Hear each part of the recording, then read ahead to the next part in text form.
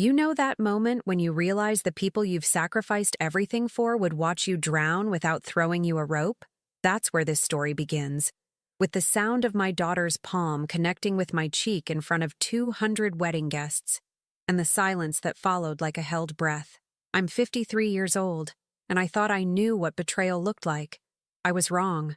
If you stay until the end, you'll understand why some bridges aren't meant to be rebuilt, and why sometimes the only mercy left is letting people face the consequences of their choices. Don't forget to subscribe to the channel and comment where you're watching from, because this story, it's just getting started. The morning of Rebecca's wedding, I stood in my empty house in Westchester, looking at the boxes stacked against the walls. 3 months earlier, I'd put the house on the market. Not because I wanted to. This was the house where I'd raised my children, where I'd painted their height marks on the kitchen door frame, where I'd nursed them through fevers and celebrated their first steps. I was selling it because I had to. The irony wasn't lost on me. Rebecca, my youngest at 28, was marrying into money while I was liquidating assets just to stay afloat. My other 2 children, Jacob and Jonathan, had made their positions clear months ago when I'd asked for help with the mounting medical bills from my late husband's cancer treatment. "You need to downsize anyway, Mom," Jacob had said, not looking up from his phone. "This place is too big for just you." Jonathan, ever the financial advisor to everyone but his own mother, had been more direct. "We can't enable your poor financial planning. Dad's been gone 2 years. You should have figured this out by now." Poor financial planning, as if spending our life savings on experimental treatments to keep their father alive was a character flaw. I adjusted the navy dress I'd chosen for the wedding. Conservative, appropriate, forgettable. Rebecca hadn't asked for my input on anything wedding-related. I'd learned about the venue from her Instagram posts, discovered the date from a save-the-date card that arrived 3 weeks after her friends had already RSVP'd. The message was clear. I was an obligation, not a participant. The drive to the Hamptons took 2 hours through October traffic. Fall weddings were trendy now.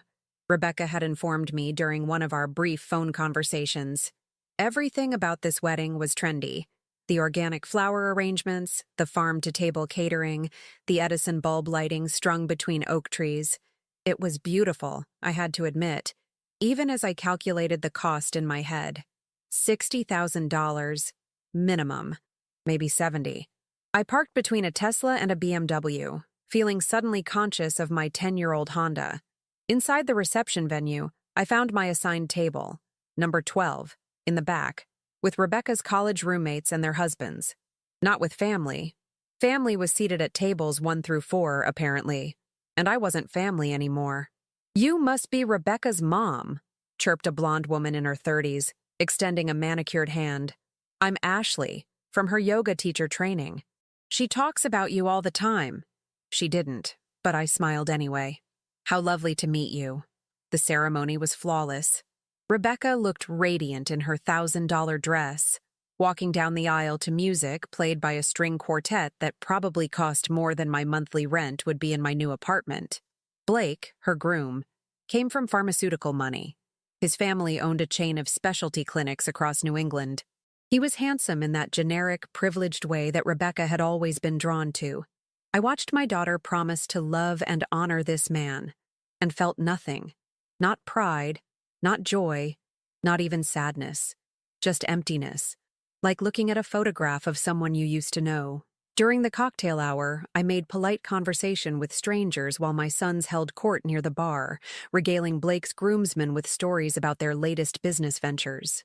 Jacob was in tech now, something involving cryptocurrency that he couldn't quite explain but insisted was revolutionary. Jonathan had his financial consulting firm, though most of his clients seemed to be friends of friends looking for tax loopholes. Neither of them approached me. Neither asked how I was doing, where I was living now that the house had sold, whether I needed anything. I was a ghost at my own daughter's wedding. Rebecca found me during dinner, appearing at my shoulder like a vision in white. "Mom, you look nice," she said, though her eyes were already scanning the room for someone more important to talk to. "You look beautiful, sweetheart. The whole day is beautiful." "Thanks. Blake's parents really went all out."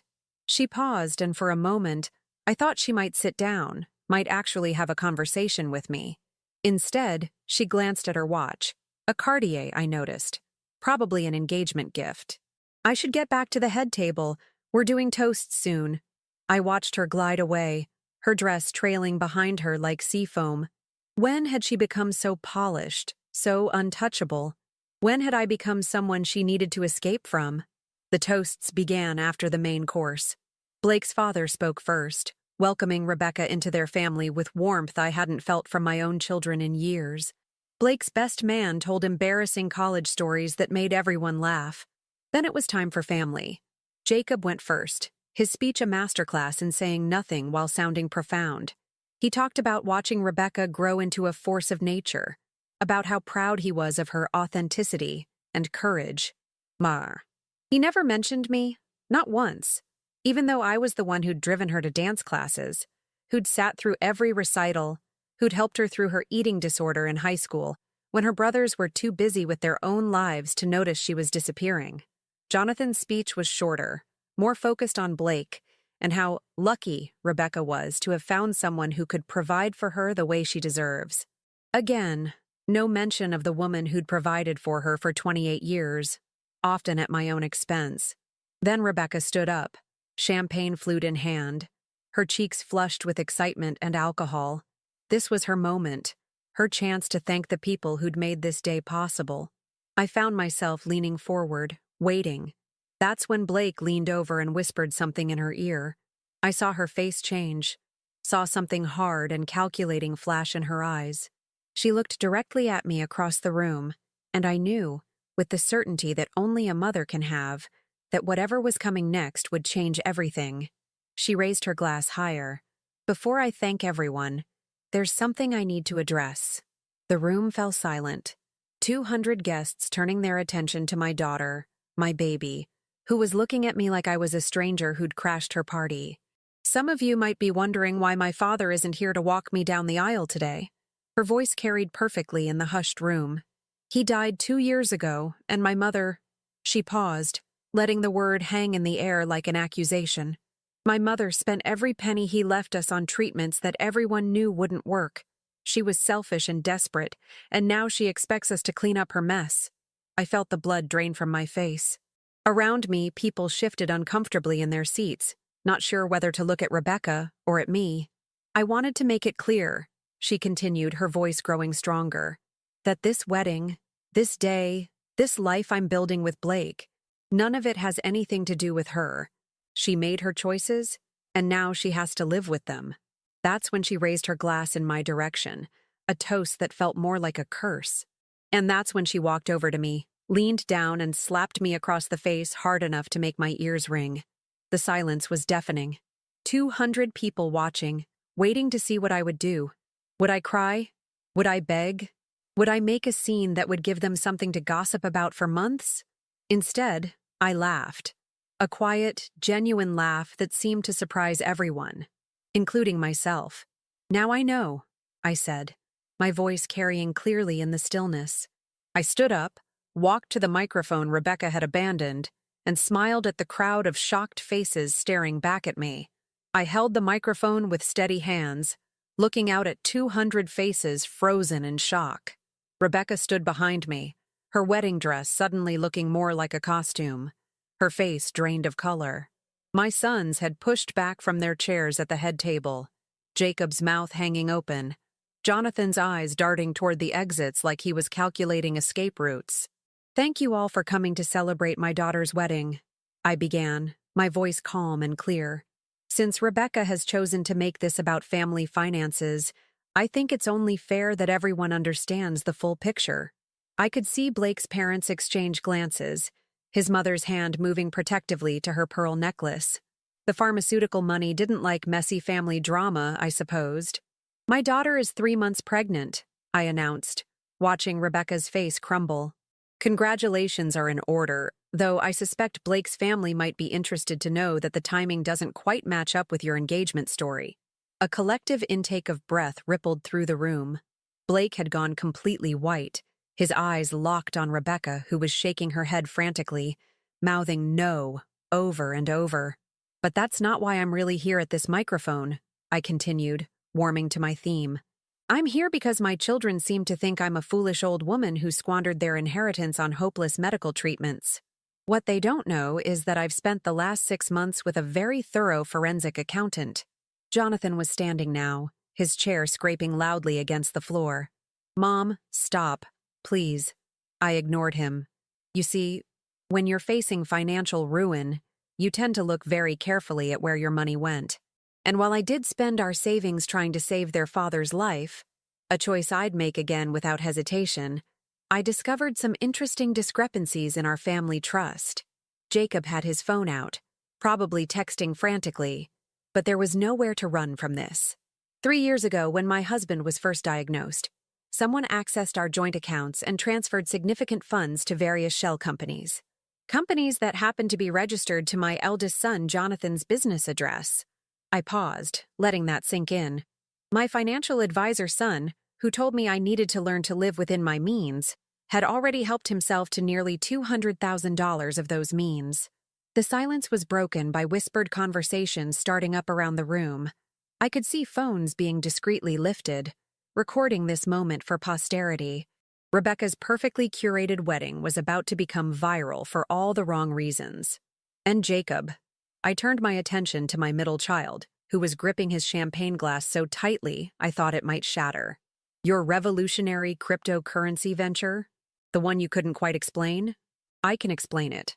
It's called embezzlement when you use your mother's credit cards to purchase digital assets that only exist in accounts she doesn't have access to.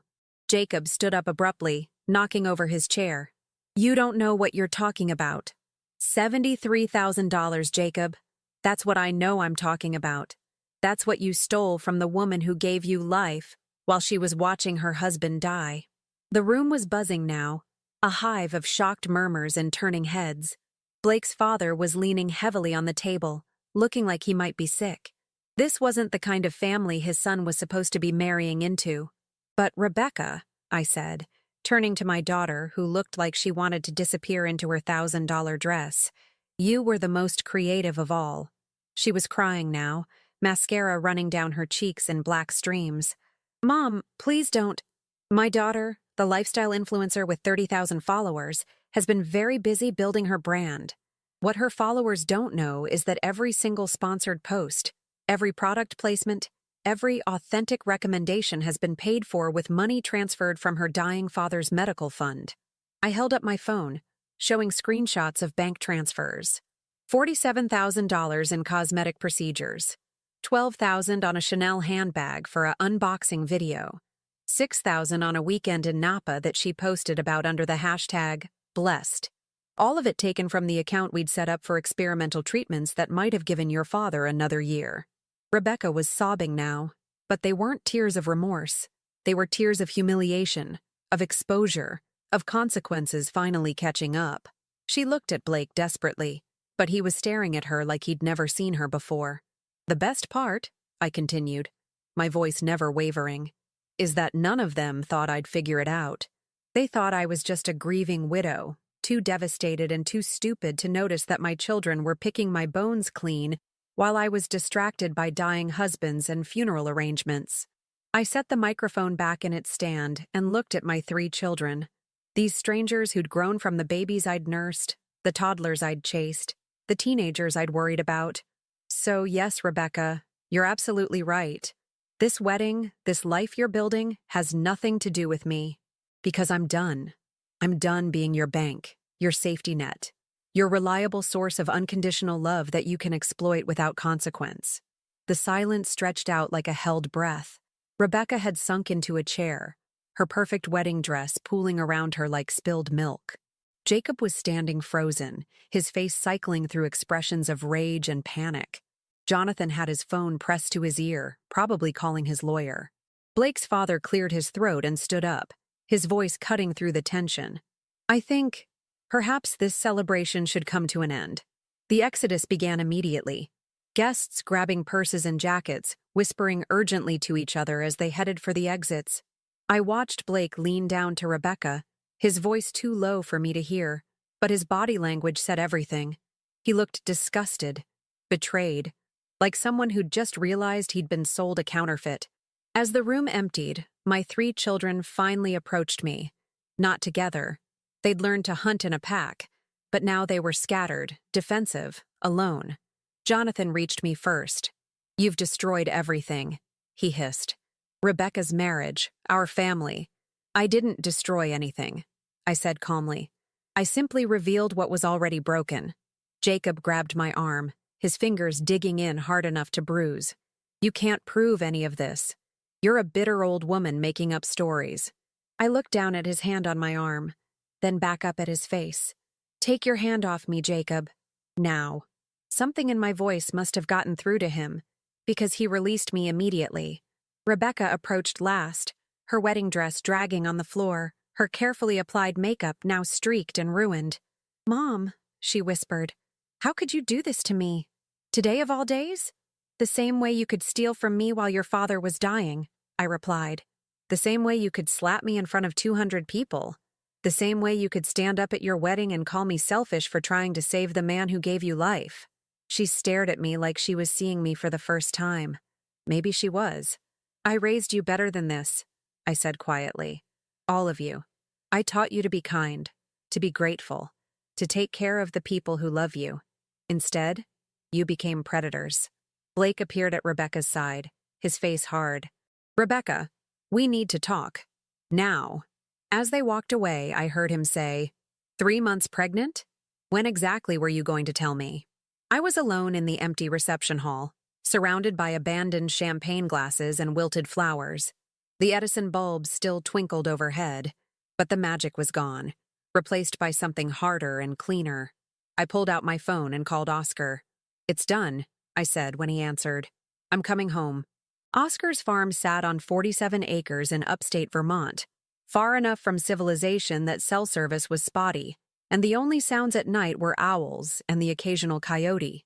When I pulled into his gravel driveway at nearly midnight, he was waiting on the porch with a mug of coffee and a blanket, like he'd known exactly when I'd arrive.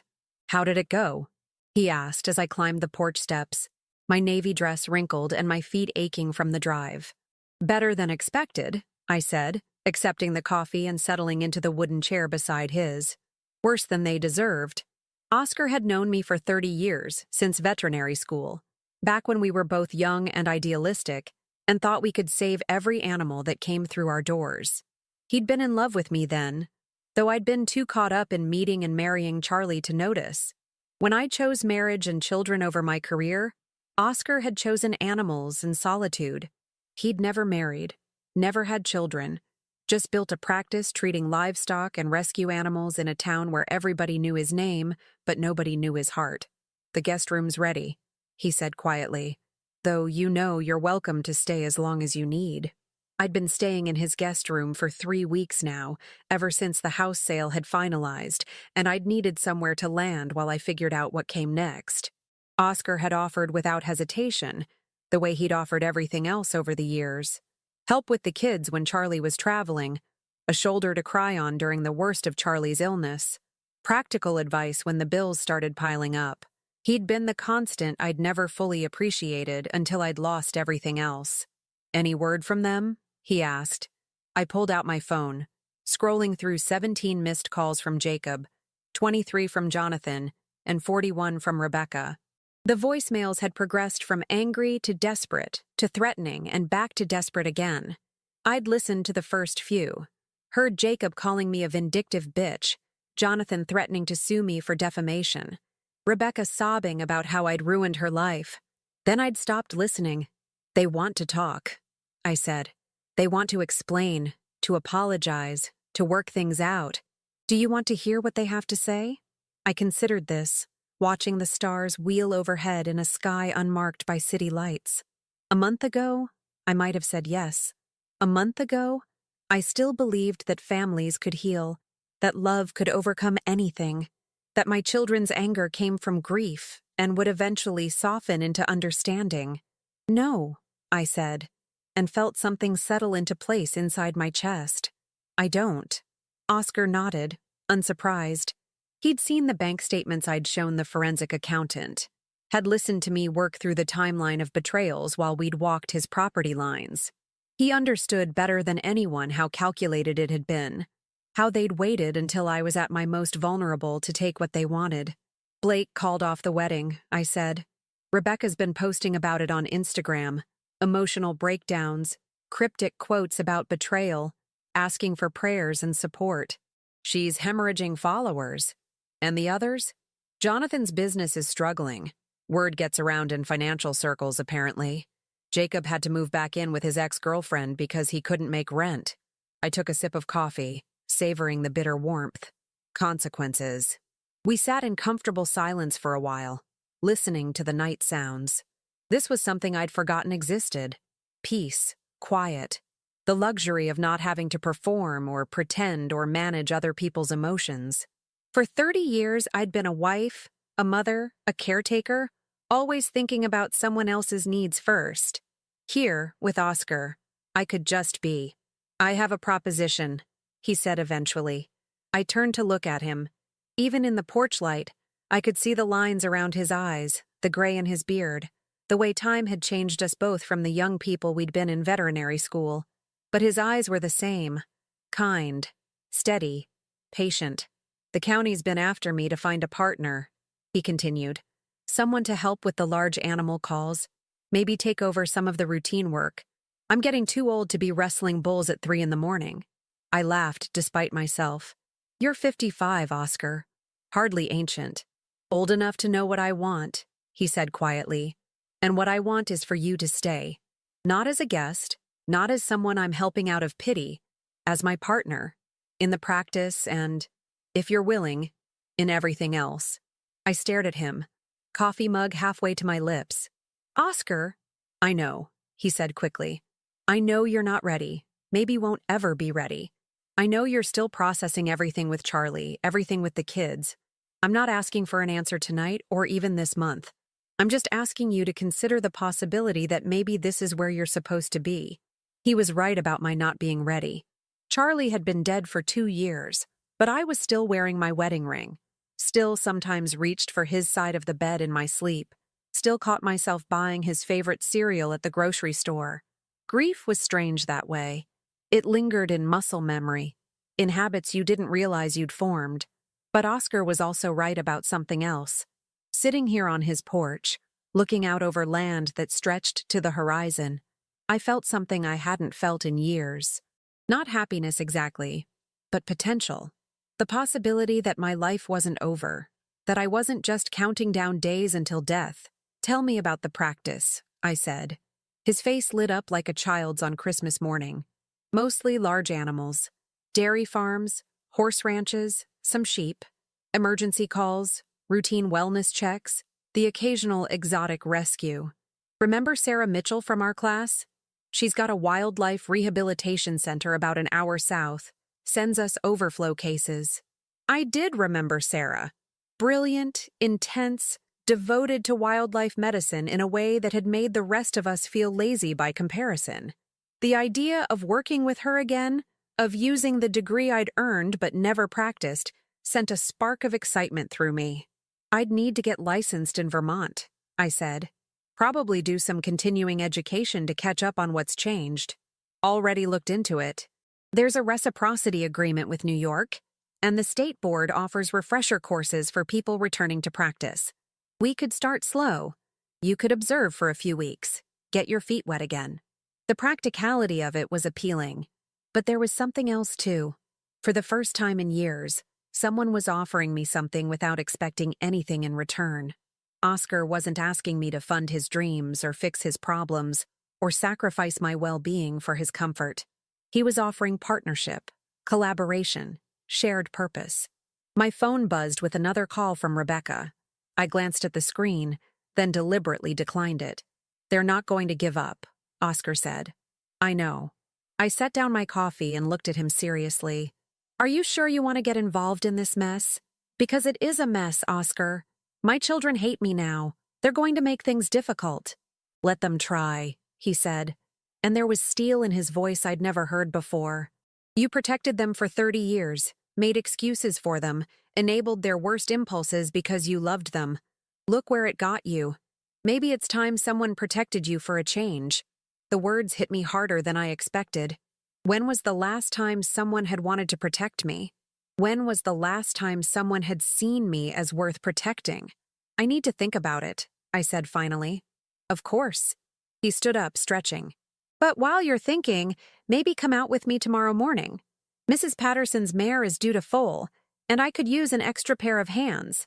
I smiled, remembering the rush of delivering my first calf in veterinary school, the miracle of new life entering the world under my care.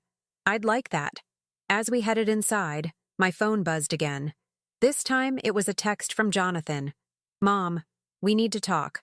What you did tonight was unforgivable, but we're family. We can work this out. I deleted the message without responding and turned off my phone. Family was supposed to be about love, loyalty, protection. What I'd had with my children was something else entirely. A transaction disguised as love, obligation masquerading as affection. But maybe family could be something different. Maybe it could be chosen, built on respect and mutual care instead of blood and guilt. Maybe it could be what Oscar was offering: partnership, protection, the chance to build something new from the ashes of what I'd lost. For the first time in months, I fell asleep without crying. 6 months. That's how long it took for my old life to completely unravel and for something new to take its place. I was kneeling in Oscar's barn, my hands inside a laboring mare, feeling for the foal's position, when my phone started buzzing with the call that would test every boundary I'd built. Easy, girl, I murmured to the horse, whose name was Duchess and who belonged to Tom Patterson, a dairy farmer with hands like tree trunks and a voice gentler than a lullaby. We're almost there. Oscar stood beside me, monitoring the mare's vital signs, ready to assist if needed. We'd fallen into this rhythm over the months, a partnership so natural it felt like we'd been working together for years instead of starting fresh. My veterinary skills had returned faster than I'd expected, muscle memory and instinct taking over despite the decades away from practice. The phone kept buzzing. I ignored it. Foal's in the right position, I said, feeling the tiny hooves through the birth canal. Front feet first, head down. This should be straightforward. Oscar smiled, and I caught the pride in his expression. He'd been patient these past months, never pushing, never demanding answers about the future or my feelings. He simply existed alongside me, solid and dependable, like a lighthouse marking safe harbor. The foal slipped into the world in a rush of fluid and effort, and I guided the tiny creature onto the straw, clearing its airways while Duchess began the ancient ritual of cleaning and bonding with her baby. It never got old, this moment of birth, of watching life take its first breath. Beautiful work, Doc, Tom said, using the title that still felt foreign and familiar at the same time. In the 6 months since I'd started practicing with Oscar, word had spread through the farming community. The new vet, Oscar's partner they called me, with raised eyebrows and knowing looks that we pretended not to notice. My phone buzzed again. This time, Oscar picked it up and glanced at the screen. His expression darkened. It's Rebecca, he said quietly. She's been calling all morning. I wiped my hands on a towel, considering. Rebecca had tried various approaches over the months: angry voicemails, tearful pleas, attempts at manipulation through mutual friends. I'd ignored them all. Jacob and Jonathan had been similarly persistent, cycling through rage, bargaining, and desperation with clockwork regularity. Answer it, I said finally. Put it on speaker. Oscar raised an eyebrow but did as I asked. Rebecca's voice filled the barn, high and strained. Mom, please, I know you're there. Oscar, if you're listening, please make her talk to me. I said nothing, continuing to monitor the foal's first attempts to stand. Mom, I'm at the hospital, Rebecca continued, and something in her voice made me look up sharply. I'm having complications with the pregnancy. The doctors, they say there might be problems. I need you. Oscar watched my face carefully. He knew me well enough now to recognize the war between maternal instinct and hard-won boundaries.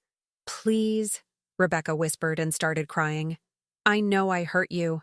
I know what I did was unforgivable, but I'm scared, and I need my mom. I took the phone from Oscar and turned off the speaker. Where are you? Lenox Hill Hospital, labor and delivery. Mom, I'm 2 hours away, I said. Don't do anything stupid while I'm driving. I hung up and found Oscar watching me with concern. You don't have to go, he said quietly. Yes, I do. I stripped off my barn clothes and reached for the clean shirt I kept in Oscar's truck. But not for the reasons she thinks.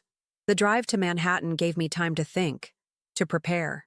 Rebecca was 28 years old, married to a man who'd left her after discovering her lies, carrying a child whose paternity was questionable. She'd built her life on deception and social media validation, and now it was crumbling around her. I felt no satisfaction in her pain. That surprised me. I'd expected to feel vindicated, to enjoy watching her suffer the consequences of her choices. Instead, I felt nothing but a cool, clinical detachment. The hospital was exactly what I'd expected. Sterile, busy, full of people in various states of crisis. I found Rebecca in a private room, looking small and pale against the white sheets. She'd lost weight, I noticed, her face gaunt in a way that had nothing to do with pregnancy and everything to do with stress. "Mom," she breathed when she saw me, tears starting immediately. "You came." I pulled up a chair beside her bed but didn't sit. "What's the medical situation?" She blinked, clearly expecting a different kind of conversation. "I'm at 32 weeks. They're worried about preeclampsia. My blood pressure is too high, and there's protein in my urine. They might have to deliver the baby early." I nodded, processing the information with the clinical part of my brain. Preeclampsia was serious but manageable with proper medical care. Not life-threatening if caught in time, which it had been. What do the doctors say about treatment? Bed rest, monitoring, possibly medication to lower my blood pressure. If it gets worse, they'll have to do a C-section. She reached for my hand, but I pulled it away. "Mom, I'm so sorry. About everything. The wedding, the things I said, the money." "Stop," I said quietly. She looked at me with confusion, like a child who'd expected punishment, but received indifference instead. "I didn't come here for apologies, Rebecca. I came because you said you needed medical support. And despite everything, I'm still a doctor." "But I am sorry," she insisted. "Blake left me. Did you know that? He said he couldn't trust someone who would steal from their own mother. I've lost everything." "You stole from your dying father," I corrected. "And you chose to announce your theft at your wedding, in front of 200 people. Blake didn't leave you because of what I said. He left because of what you did." She flinched as if I'd slapped her. "I know I made mistakes." "Mistakes?" I stood up, finally feeling something crack in my carefully constructed calm. "You systematically embezzled money from your father's medical fund while he was dying. You and your brothers conspired to steal from me while I was grieving." "That's not a mistake, Rebecca. That's sociopathy." A nurse appeared in the doorway, drawn by my raised voice. "Is everything okay in here?" "Fine," I said, smoothing my tone back to professional neutrality. "I'm Dr. Florence Tremblay. I'm here for a medical consultation regarding my daughter's condition." The nurse nodded and retreated, though I caught her hovering nearby. "I want to see your medical records," I told Rebecca. "I want to talk to your attending physician. I want to understand exactly what kind of care you're receiving." "Why?" she whispered. "Because despite what you are, that baby doesn't deserve to suffer for your choices." I spent the next hour reviewing Rebecca's chart, consulting with her obstetrician, and ensuring that she was receiving appropriate care. The preeclampsia was mild, caught early, and entirely manageable with proper monitoring. She was in no immediate danger, nor was the baby. "Your medical team is competent," I told her when I returned to her room. "You'll be fine if you follow their instructions." "Will you stay?" she asked, and for a moment, she looked like the little girl who used to crawl into my bed during thunderstorms. "No." The word hung in the air between us like a physical barrier. "I don't understand," she said. "You're my mother. You're supposed to forgive me." "I'm your mother," I agreed, "which means I taught you right from wrong. I gave you every opportunity to be a decent human being. You chose something else." I picked up my purse and headed for the door. "Mom, wait." Her voice was desperate now, panicked. "What about the baby? What about your grandchild?" I paused in the doorway without turning around. "When that child is born, if you want them to know me, you can call. But understand this, Rebecca. I will not enable your behavior anymore. I will not fund your lifestyle, clean up your messes, or pretend that what you did was forgivable just because we share DNA. But we're family, she whispered. No, I said, finally turning to look at her one last time. Family doesn't steal from each other. Family doesn't abandon each other when things get hard. Family doesn't slap each other in public and call it love. I walked out of that hospital room and felt something break free inside my chest. Not my heart, but the chains that had bound me to people who had never deserved my devotion. The drive back to Vermont felt like coming home. 1 year after Rebecca's wedding, I stood in the Vermont courthouse wearing a simple cream dress and holding Oscar's hand while a justice of the peace pronounced us husband and wife. There were no guests, no reception, no social media announcements. Just two people who'd found each other after decades of waiting, choosing love over spectacle, substance over performance. Oscar kissed me when the ceremony ended, and I tasted freedom on his lips. We drove home to the farm, our farm now, officially. The papers signed that morning, making me a full partner in both the veterinary practice and the property. The autumn maples blazed red and gold around us, and I thought about cycles, about things dying and being reborn, about how sometimes you have to let the old growth burn away completely before anything new can take root. My phone had been silent for 3 months. No calls from Jacob, whose cryptocurrency ventures had finally collapsed entirely, leaving him bankrupt and facing federal charges for wire fraud. No desperate voicemails from Jonathan, whose financial consulting business had folded after clients discovered his history of embezzling from family members. And no more tearful pleas from Rebecca, who'd given birth to a daughter in February. A daughter whose paternity test had confirmed what everyone suspected. Blake wasn't the father. I'd kept track of their downward spirals through the grapevine, through mutual acquaintances who couldn't resist sharing updates about the Tremblay family drama.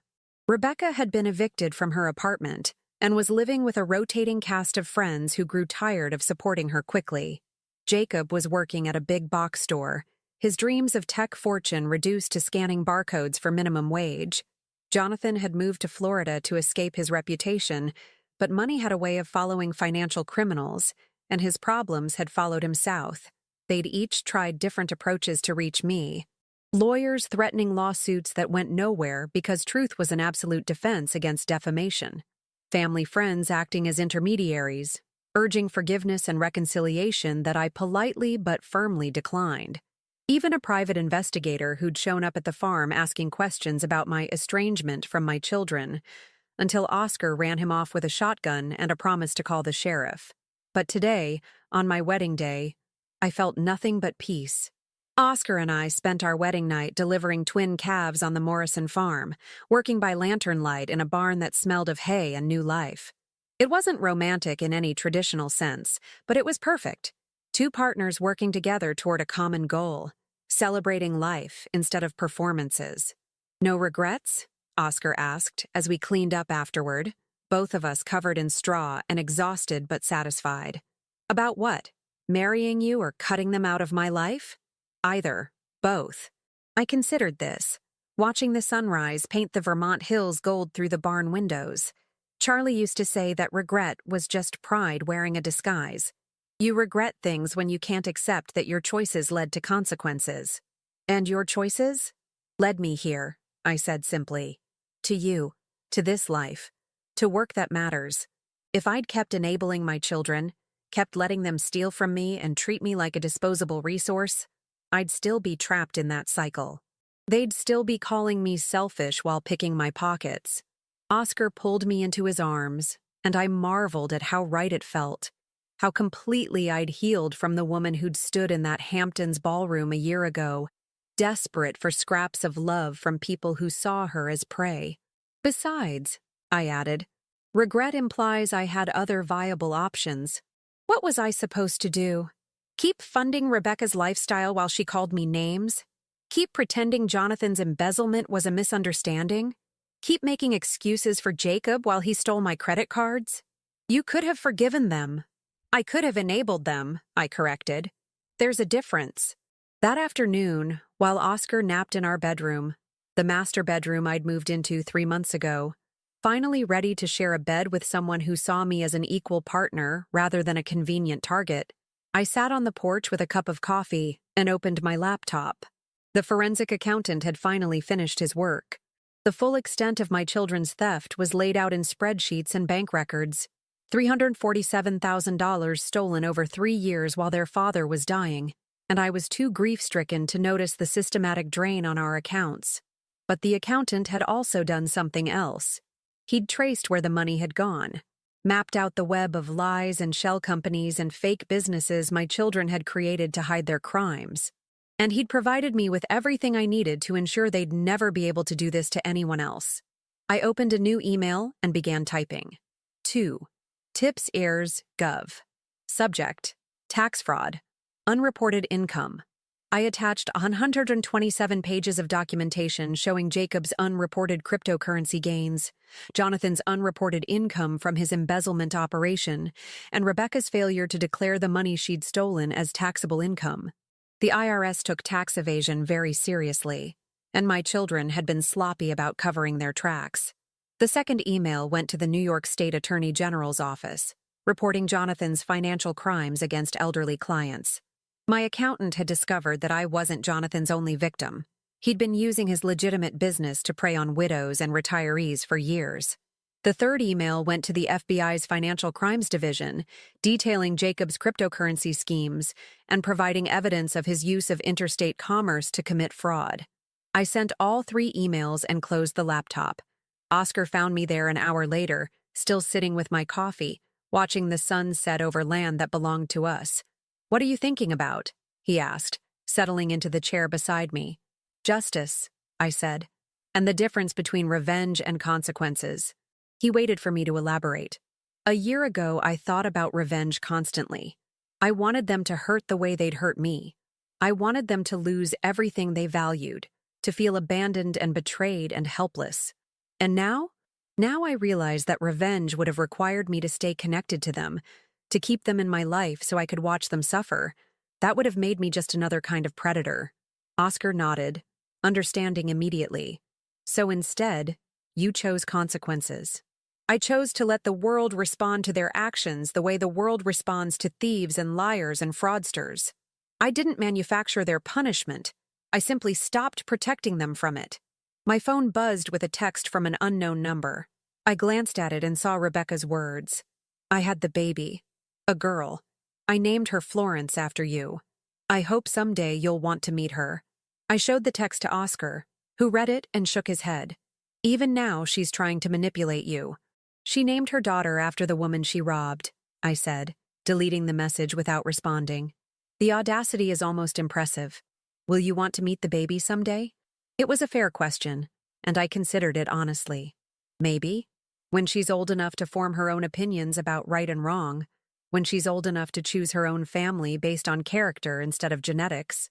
Oscar took my hand. "And if she grows up to be like her mother? Then she'll learn that actions have consequences, just like everyone else."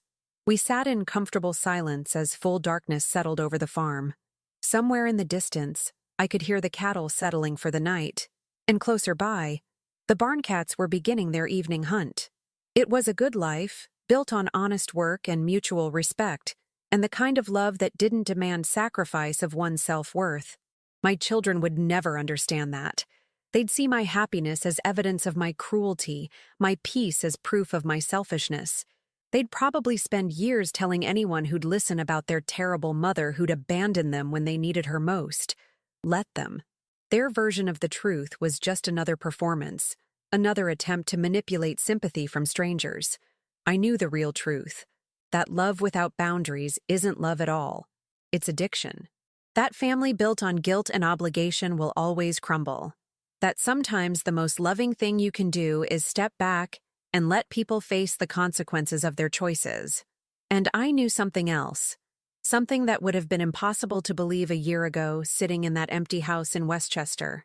That life could begin again at 53. That love could bloom in the ashes of betrayal. That justice served cold was still justice served. Oscar squeezed my hand, and I squeezed back, grateful beyond words for this man who'd waited 30 years to love me properly. The stars wheeled overhead, and I was finally, completely, free. Don't forget to subscribe to the channel and comment where you're watching from.